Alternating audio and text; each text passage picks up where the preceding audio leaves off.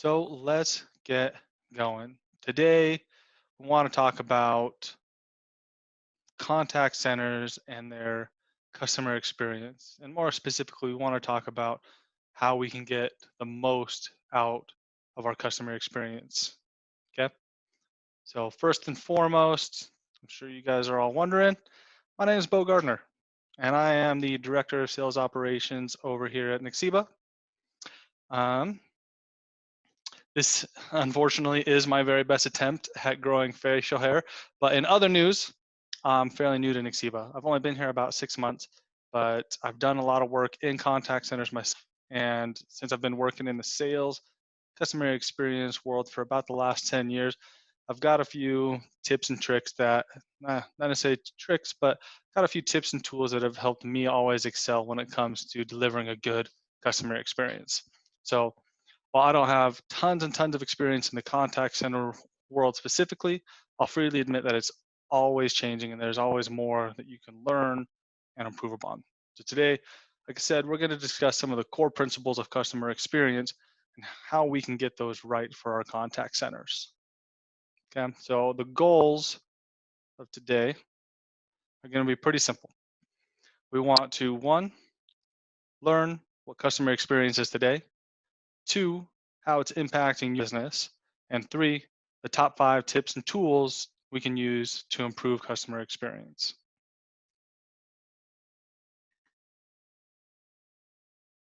So let's just dive right into it with the most basic of questions. That is, what is customer experience? And customer experience, it refers to all the interactions a customer has with your business, whether they're direct or indirect experiences with your brand, encompasses everything, starting with how easy it is to search for your brand online. It encompasses also visiting your website, talking with your sales and support teams, whether they're making purchases, exchanges, returns online, any medium they see from your newsletters, your blogs, ads, and simple word of mouth. The customer experience encompasses everything your consumer sees, does, and feels when thinking about your brand. And needless to say, the customer journey is a tough organism to manage. And it's exactly the reason hundreds of companies offer little solutions here and there to give you a fix, but it's just one small part of that complex journey. So I really don't want anyone to feel overwhelmed by all the little different things you can be doing to increase your performance in this area. And so we're going to go over a couple tools, a couple strategies you can be using, and just know the most important thing is for you to be able to know your customers. Because even the best brands only excel at a couple of these strategies at a time. So you simply need to know what your customers value most and master that. I think a good example of this is Apple. Apple has extremely expensive products that are very similar to many less costly gadgets out there, but they give you a luxurious looking product and feel exclusive to your experience. So to their loyal customer base, it's worth every penny paying for those products. And then on the flip side, you have an example like McDonald's. McDonald's notoriously has cheaper, low quality food, but they're still the #1 restaurant in the world because it's fast, it's family friendly, and it's simply good enough for everyone, right? So a big staple you'll notice from all these brands though is the speed and convenience, especially again, especially today. People overlook a lot of things if you can just make it faster and easier for them. In my recent experience, I used an app called Grubhub. And if you're not familiar with this, it's okay. It's a mobile app that allows you to purchase food from your phone and have it delivered directly to your door. I love it, right? But I got the chance to use it recently because we're all on lockdown. We're all in this little quarantine state where we don't want to have any physical interaction with anybody. And it's awesome because I can order from all my favorite restaurants, anyways. Right. So when you're going through the app, you're scrolling through it, you can pick, oh, I want to eat at McDonald's. I want to eat at Carl's Jr. I want to eat at a little finer restaurant. In Utah, we have a great one called Cafe Rio. And it shows you how long it's going to take for your food to arrive based on the restaurant you choose. Because some of them are further than others. And you know how it is. When you're hungry now. So I myself will choose options or food that's a little more expensive, possibly a little bit lower on quality, maybe even not what I really want at the moment, simply because I can get it 10 to 15 minutes sooner. So as we continue, I want that to be on your mind. How can I make everything faster and easier for my customers to do on their own? Deal? So move on to how it's impacting your business. And for starters, as of last year, 2019, researchers found that a whopping 78% of people found they could get enough information about a company to permanently cement their perception of that brand from one single interaction with their contact center. And that's a lot of pressure. And you better hope it's a good one, because if not, it takes another 7 positive interactions or experiences to make them feel good about your brand again, even if you compensate them in some way. And that's because the compensation is being given after you've messed up in their eyes.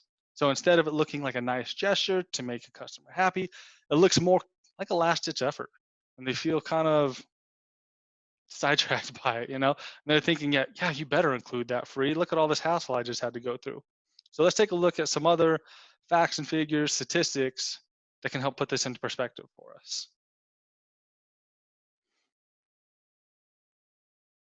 Okay. So first and foremost, what do your customers want or value? When we're doing a study in 2020, we found that 16% really cared about the price of your product. Another 20% cared about the product's overall quality. Another 34% cared about the product's overall quality, right? Another 50%. So half of all consumers out there care more about the experience than they do about the product or the price. And so, well, if we face, so what if we're facing, want to focus our attention on millennials or Generation Z shoppers? Well, what do they want? And the biggest factor to millennials and Generation Z is your mobile presence. So how easy is it to use your website to make purchases? Sorry, getting a call real quick from my colleague.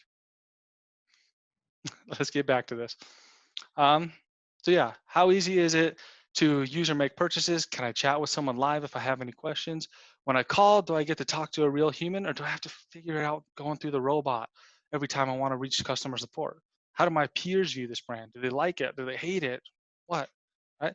All across the board, you'll see consumers are moving to brands that are new, more fun, more personalized to them specifically, and trustworthy. Right, here's where you can see this is what millennials and Generation Z are wanting versus over here the general population. And this is where they're wanting more of that mobile experience. This is where they're wanting to go with brands that are more trustworthy. This is how loyal they're willing to stay to brands these days.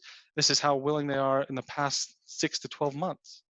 So everything we're doing is to create a more personalized approach for them so that they can trust you, have a more fun experience, and continue shopping with you to build that brand loyalty. Now, after talking about this, I've heard a lot of people talk about, well, what if you're a B2B contact center? You go business to business. Do the same customer experience rules applies to businesses as well as consumers? Well, if you take a look at this statistic here, 59% of consumers and businesses on average want a more personalized experience. 70% want sales and customer experience, customer service teams to keep track of what they like and then be able to help them find those products in the future. And 80% say customer experience is more important than the product itself. Now, everybody wants a good product, but how they get that product and how they come to it is more important than anything. And I think a really telling factor, if you are a business to business contact center, is that the green here are all your consumers, right? You have 56% here, 68%, 79, and the yellow is all your business buyers. You have 67%, 76%, 81%.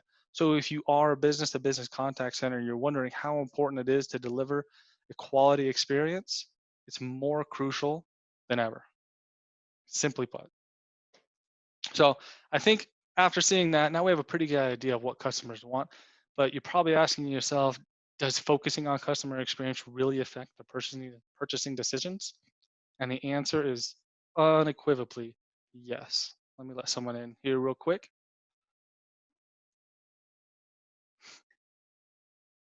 So the answer is absolutely yes. Remember, 78% of people will decide if your brand is right for them based on one experience. But more than that, they'll also decide how much they're willing to spend with your brand based off that experience. So if we look at this card here, if you're selling coffee, people will spend 16% more on that coffee if you're able to give them an awesome experience, have a smile, make them laugh, make them feel good about themselves as they're buying that coffee. If your contact center focuses around hotel stays, they're willing to spend 14% more. If you sell sporting tickets, 13% more. If you're in insurance, car insurance will sell for 7% more.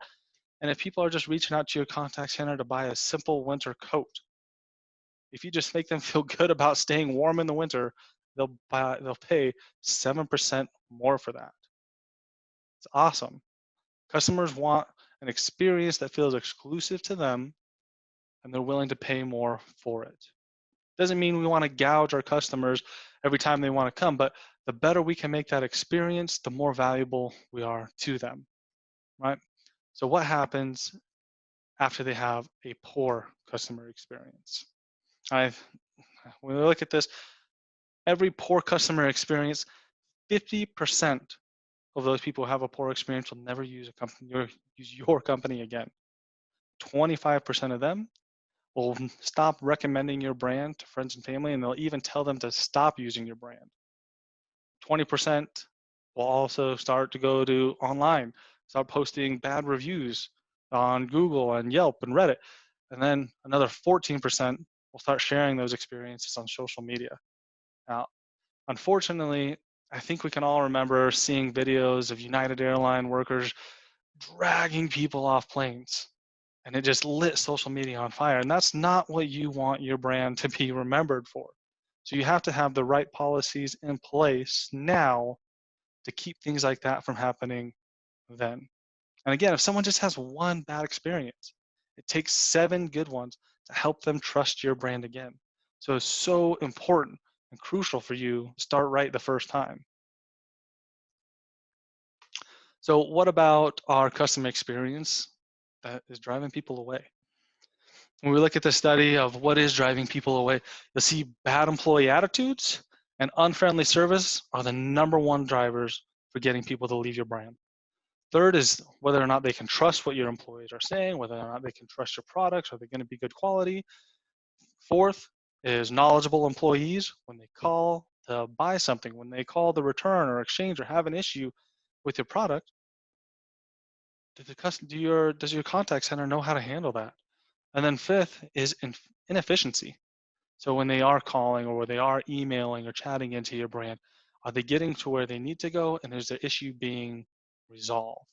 And I think what's really key about this is the top 5 reasons people stop using a brand all revolve around the contact center. How knowledgeable and friendly are the employees? Are they able to get their issues resolved? And can you simply trust them when you're giving them your information? And if that's not enough, statistics being hammered at you, take a look at what is motivating your competitors to invest in customer experience. Down at the far low end, 32% of your competitors are investing in a better customer experience simply because it improves the satisfaction. It just makes their customers happier, and they want happier customers. Another 33% are investing because those happier customers are staying longer. And the whopping 42% of all your competitors are out there investing in a better customer experience because, yes, they're happier. Yes, they stay longer, but the longer they stay, the more they're going to end up buying from your company, and the easier it is to upsell them on future products and services you're going to have. So whether or not you like it doesn't really matter. Your brand, your business, your contact center, their ability to succeed is 100% tied to your ability to deliver an exceptional experience for your customers. So let's move on to how do we do that. So these are, like I said, we want to go over the top 5 tips and tools that can help your contact center make the biggest improvements faster. So tip number 1 is speed up delivery. This goes back to the very first slide where we want to make things faster and easier for your customers to get what they need. So shocker, People hate waiting on hold. If your customers are waiting on hold or in a queue for more than 5 minutes, they're likely dropping off the call with a terrible impression of service and products that you deliver. Not only that, but the longer they have to wait, the longer they have to sit with the anger of whatever issue they have, turning someone who is bored and mildly annoyed to outright mad and difficult. And this makes it harder for you to be able to help and likely leads them to go into complain and leave your service and your brand altogether.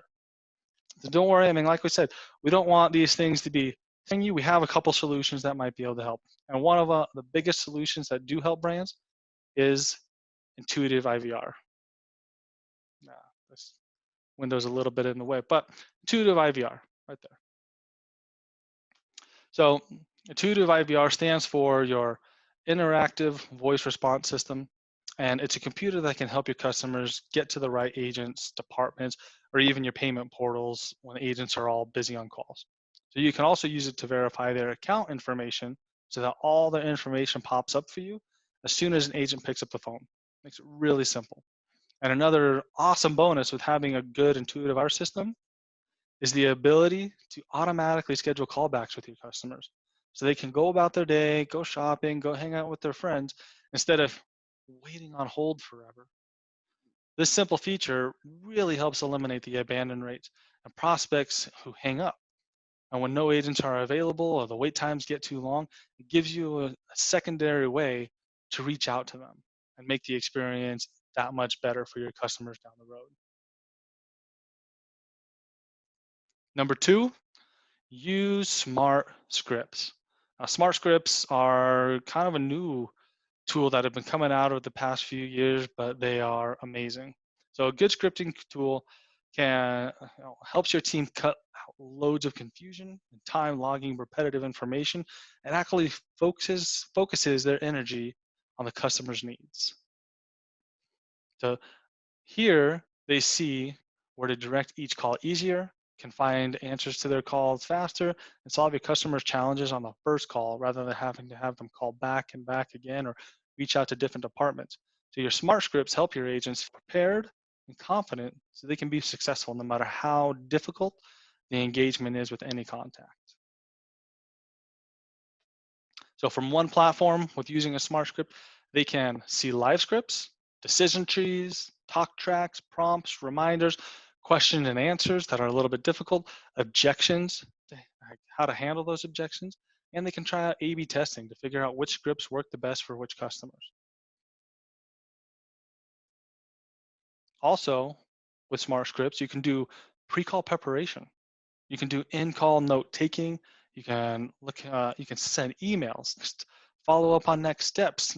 Figure out where they are in their customer journey, and then you can put all kinds of scheduling on those scripts, so you never miss a beat with your customers.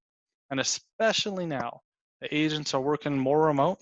Smart scripts can reduce the time needed for each call because they have the answers right in front of them. They don't need to wait on supervisors to respond to them while the customer has to sit there on hold. So you save time training and they save the time for your customers. It becomes a cyclical experience where everyone's happier because of it.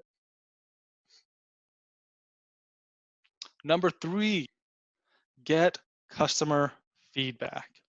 So I know every day starts with the best of intentions and the highest expectations of ourselves, but we all fall short somewhere along the road, and it's the exact same thing for your contact center. The question is, how do you know when it's happening?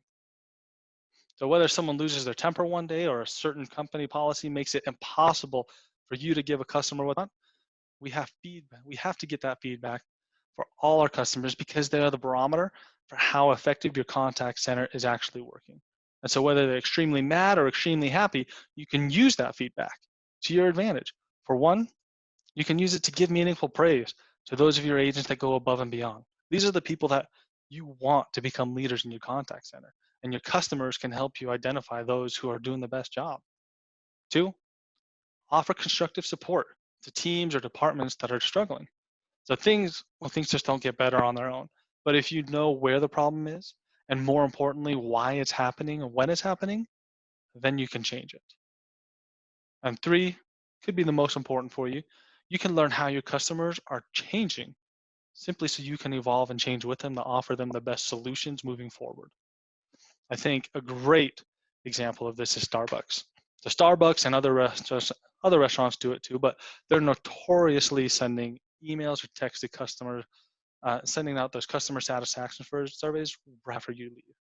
And so this is when the experience of dining or shopping with them is fresh on your mind. How was the customer treated? How long did the service take? Did they get everything they were looking for, or were some items missing? And how was the product itself? Was the quality good? Was it warm? How clean were the restaurants? And these are just a few of the questions you can ask, right? And as soon as you do it, if you ask them as soon as they're done interacting with your team, then you're getting real-time feedback from your customers that can actually help you, right? So in contact centers, there's a couple easy ways to do this very simply, right? It's easy to put a quick survey at the end of your support or purchasing calls, so you can collect the data in an easy way for how the experience was then. And when they're reaching out to you via chat or email, you can send them surveys right then as well. And if you're doing it, again, right after the experience, you're collecting that data in real time so that way they don't forget anything and you're getting the freshest experience from them. And tip number 4, track real-time results. Similar to getting our customer feedback, tracking real-time results is crucial for your leaders. So good leaders are always looking ahead to get their teams prepared for the unknown, whatever. But your great leaders, they know when they're needed in the trenches or on the call floor to work with their teams side by side. And looking for a contact, when you're looking for a contact center management tool, you need to pick one that fits your business like a glove. So while you're focusing on making the experience better for your customers, you're also making it easier on yourself. So when you have tools that allow you to monitor in real time, it helps you get a clear picture of your contact center at any moment. So the status of agents, how many are on calls or wrapping up or waiting for the next one. How long have they been on the phone? How long have they been ready or available versus how long they've been unavailable and away from their desks, right? You can also see how they're logging the calls and dispositioning them, how long customers have been in queues, which campaigns are performing the best, and so much more. I think the hardest part for any business is determining where leaders need to focus their attention most. But you can see all this information as it's happening in real time, so you know exactly where and when your time will be best spent. Best spent. Sounds bad. And tip number 5 is simple and sounding, but it's tough to figure out sometimes, and that is invest in your team. So we've seen enough to know that the right tools will help you reduce downtime, achieve higher contact ratios with customers and prospects, and keep track of your company's KPIs or key performance indicators. But at the end of the day, what is keeping your employees happy? And I don't want you to be fooled that although this is tip number 5, it is absolutely the most important foundation for success in your contact center. And it reminds me of just a little story from one of my favorite speakers, Simon Sinek, where he's talking about the role of leaders and how leaders are not always supposed to take charge in your contact centers, right? But your leaders are the ones who take care of those in their charge, right? So he tells a story of an employee named Noah. And Noah, he works for the Four Seasons Hotel where Simon happens to be staying that night. And Noah's giving him some coffee, and his personality is amazing. He's funny, engaging, polite. He gave great service, so much so that Simon paid double for his coffee as a tip to Noah afterwards. And it was such a great experience that he asked him, Noah, do you like your job? And without hesitation, Noah says, man, I love my job. And he says, throughout the day, the managers will stop by, ask me how I'm doing personally. They'll ask me if there's anything that they can do for me to make my job a little bit easier so that I can help out the customers a little bit more. And I can tell they actually care about me. And it makes me feel like I can truly be myself here. And the key thing is then Noah tells him that he also works for another hotel where he's a barista or a coffee server there too. And at this hotel, his managers are focused on doing everything right, which isn't a bad thing in itself. But because they're focused on doing everything right, they're always trying to catch me doing something wrong. And when I work there, I'm always trying to keep my head down because I don't want to get on the radar. If they notice me, it's never going to be for a good reason. They don't want to give me praise. They just want to catch me doing something wrong and punish me for it. And so I just feel like I can't be myself there. I just have to put that aside. And that's why I love working at the Four Seasons. And I think one of the telling things about that whole experience is, sorry, it's the same person who is fun and giving customers an amazing experience at one hotel that when he's at the next, he's a shell of himself and practically hiding who he is at the other hotel, all because of how his managers treat him, how much they care about him individually. So I know numbers and performance are watched extremely close at every contact center, and they're the standards in which you get paid. So you have to watch them. They are crucial, right? But if your managers are only focusing on getting higher numbers, then their teams will always be afraid of making mistakes and they'll never give you their very best. On the flip side, just like Noah here, if you show that you genuinely care about them and you help them be their best and you help them with their performance so that it can increase, because now they genuinely care about the company and they'll remain loyal to you and want to give you their best. So there are many different ways to foster that kind of trust and environment in your organizations, but a simple tool I've seen that helps managers reward, promote high achieving agents, train and support those who are struggling, and at the end of the day, make work more engaging for everyone. It's called gamification. So gamification allows managers to see how well agents are performing on their most important key performance indicators or your KPIs, right? It also allows agents to see how well all of their peers are doing, so they can have fun, have fun in the competitions with one another, earn certain rewards at the end of the week or month, and just be more engaged with each other and what's happening with the call floor itself, right? And again, there's a lot of different tools and strategies managers can use to boost engagement in their own way. But the most important thing is helping your employees feel valued, and in turn, they'll make your customers feel more valued. So just to give you a quick recap on all those tips and tools. Number one, your intuitive IVR. Your IVR is what makes it simpler for your customers, simpler and faster for your customers to get where they want to go, and giving you as much information as possible to get them to the right people faster, right? Automatic callbacks is a way so your customers don't have to be wasting all their time on hold.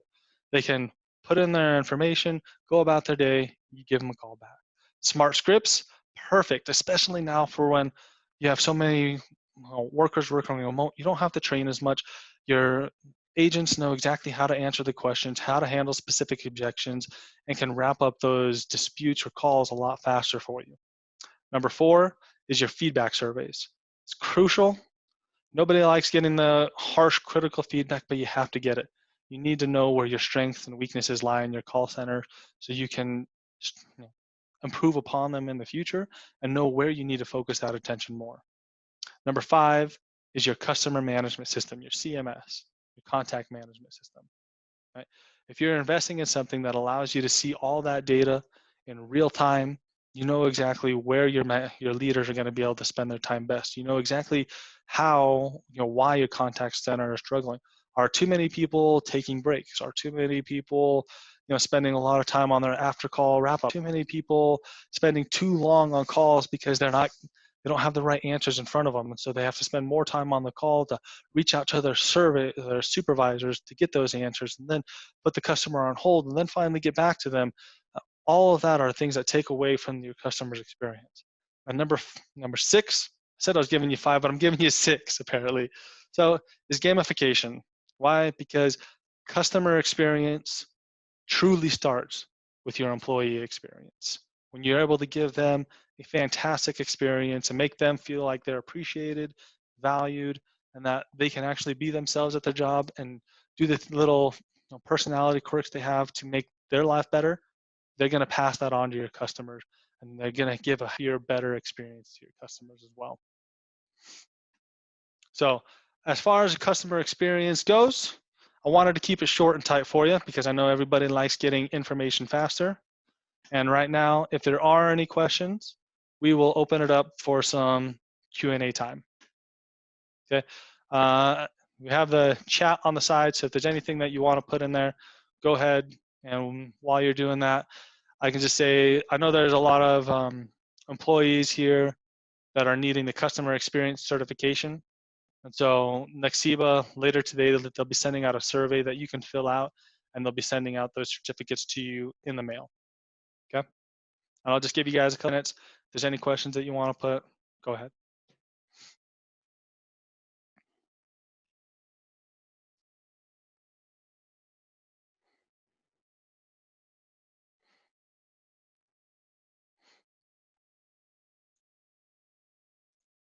Okay.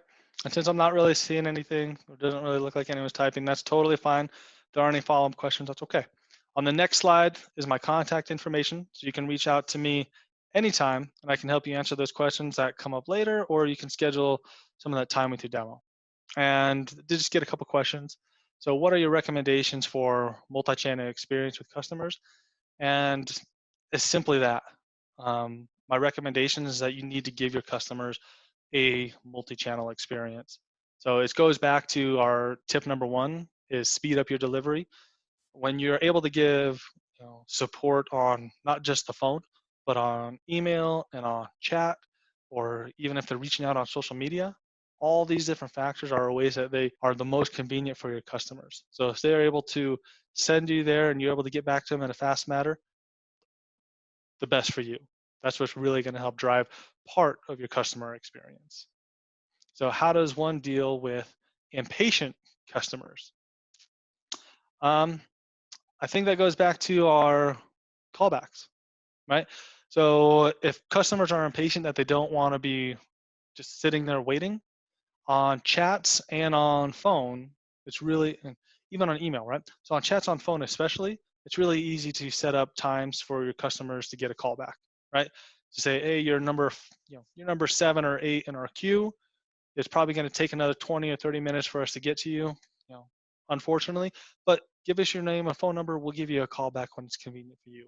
And you can do the same thing via email. If someone reaches out to you via email to get their issue resolved, one, you need to make sure they get an email back right away, so they know that they've been heard, so that way it's real time for them. But if you're not able to solve their issue right away, then set up a time, in the next few hours or down the road, to where you can engage with them on a little bit more on one, going back to that personalized experience, so they can get their issues resolved then. What do you think about social media for customer experience? I think social media can be really key in your customer experience, right? Because this is where most people are hanging out, whether it's on Facebook, Instagram, TikTok, Snapchat, 10 different other ones, but LinkedIn, if you're a business to business, this is where customers tend to vent their true feelings of a brand. Like if they just had a good call with you, a lot of times they'll put that on there. Or if they just have a terrible product that they just got from your company, then they're going to be venting about it on there too. So it's a really good way for you to be proactive about making things right for your customers, right? So they just vented about it. So you're reaching out on social media as well. You say you got a ring for it via your contacts management system, and it's okay. Well, this person had a bad experience. Let's find out everything we can about their situation. Let's make sure we can give it better. And this is where it's going to be, unfortunately, one of those a little too late kind of scenarios to where they're falling under those people that had a bad experience. But it's also one of those places where you can start giving them those good experiences. Remember, it takes 7 good experiences after they had one bad one to make it right. And this is where you can start to do that. On top of that, if they did have a good experience, reward them. Tell them that, like, you share that good experience on your own social media page, and it's going to be free marketing for you, right? Another question here. Multi-channel. Questions a little older. Okay. So yeah, that looks like just about all the questions we had for that. So we dealt with them, dealt with multi-channel, impatient customers, and social media were the big things. I think those are all very crucial in giving you a very quick and easy customer experience, ability to give you a very quick and easy customer experience. How do you bridge a gap between customers and the company? That is a real good question, Anna. Uh, Bridging a gap between customers and the company. Unfortunately, that means we're starting with a gap. And I think it really means you have to change your approach on the front end of your customer experience. So like there's a lot you can do in your in your contact centers to help bridge a gap. You can be giving excellent service. You can be making sure they're getting where they want to faster. You can be making sure they're getting surveys and you're getting their feedback so they're feeling heard. But if the gap's already there, those are all things that are happening after the fact, right? So if you're wanting to bridge the gap with their experience, it's going to start on the front end, which is what we talked about on the first slide of how are they searching for you? How are they finding your company and brand? Is it simple to use your website? Is it simple to make purchases? When they're wanting to make purchases and they have questions, can they reach out to your support via chat, email, phone, and get responses quickly? I've done a lot of research recently on different tools that I can use for my company because being in sales operations, I'm always looking for new tools that help with building up our business development side. And I'm always looking for new tools that help with our sales engagement, right? And I go several different websites, and if they're not easy, if they're not clear, I find myself, moving on to other websites. Or if I like some of the things they have on the website, but I can't reach out to their support on the phone or via chat quickly and get answers to that, I'm just moving on and looking for another solution. So if of course, it depends on what the gap is you're referring to, but a lot of that means on the front end, there's a disconnect for the ease of use, how simple it is, how quick they're able to get what they want, and then are they able to get the questions answered so that they feel more comfortable with their purchase decisions? And that just goes all back to trust. So in the case of an onboarding customer who decides to decline an offer after paying initial deposit and wants reimbursement, but the company delays the payback, yet the customer grows more and more impatient, what is the best way to calm them down? Sometimes there's nothing you can do when your customers are getting impatient and you have certain policies and procedures you have to follow. There's nothing you can do to really make that experience better. But what does make a customer feel or have more trust for you is when you're transparent about what's going on. So let's say it's going to take you 24 hours to get something processed. Okay, well, reaching out to your customer right away, letting them know, hey, we're working on this now. It's going to take us about 24 hours. At the end of the day, you'll send them an email like, hey, I know you're still looking I know you're looking to get reimbursed for this. We have it in the works right now. It's supposed to be done early tomorrow morning. I'll give you any status updates I can. If tomorrow morning comes and they get reimbursed, awesome. Send me a quick email saying, hey, I just saw the reimbursement went through. Now, let me know if you have any other questions about that. Happy to help you get up whatever else you need, right? Or if you see that it's going to take a few more hours or heck, even another day, it's not so much, it's not so damaging that it's going to take longer. It's just when people aren't communicating that to their customers, that's when their customers are getting frustrated. And I see the same thing when customers are in your call queues, right? And a lot of times call queues are just saying, hey, you're number 5 in line, keep waiting. And they don't really give them an estimate for how long that's supposed to take. Whether the estimate's right or wrong, that's not the important thing, but they want to get an idea for how long it's going to take them to move up in line. So if you're dealing with people who are just notoriously going to be impatient with you, which a lot of customers will be, your ability to communicate with them is going to make all the difference in the world for how they feel about your brand and the experience they have. Even if it's late, if you were communicating with them and you were upfront and open, they're still going to be happy with you because you were transparent and honest. So they're going to trust you more. Yeah, I think that's probably everything, right? So I'll put it on the next slide. If there's another question, feel free to send that through. But I just want to say thank you to everybody. I know this is time out of your day. I wanted to make it quick and concise for you so you get all the information you need.